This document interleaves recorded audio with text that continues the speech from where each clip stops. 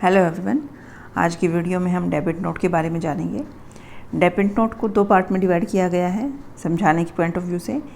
Section 34 subsection 3 में situations दी गई हैं और सेक्शन 34 सबसेक्शन 4 में उसके बारे में डिक्लेरेशन दी गई है। डेबिट नोट कब इशू किया जाता है वो सिचुएशन में एक्सप्लेन किया गया है। जब टैक्स इनवॉइस में जो टैक्स चार्ज किया गया है वो कम रह जाए टैक्स पेएबल से, तो उस पोजीशन में, उस सिचुएशन में डेबिट नोट इशू किया जाता है सप्लायर द्वारा। डेबिट नोट इशू करने से जो उसको पेमेंट करना था, जो उसको पेमेंट करनी थी ज़्यादा लेकिन वो कम पे कर पाया है, तो उसको और भी अभी पे करना है, तो उस केस में वो डेबिट नोट के थ्रू ये पेमेंट कर देता है।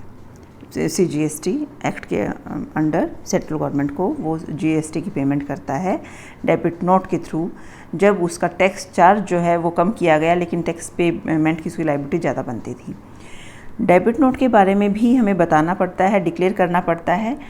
जिस महीने डेबिट नोट इशू हुआ है उस महीने की जब रिटर्न हम फाइल करेंगे, उस रिटर्न में हमें डेबिट नोट के बारे में भी डिटेल देनी होगी।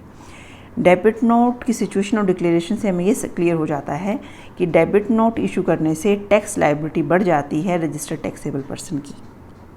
आई होप आपको ये सब क्लियर हो गया है। Thank you very much.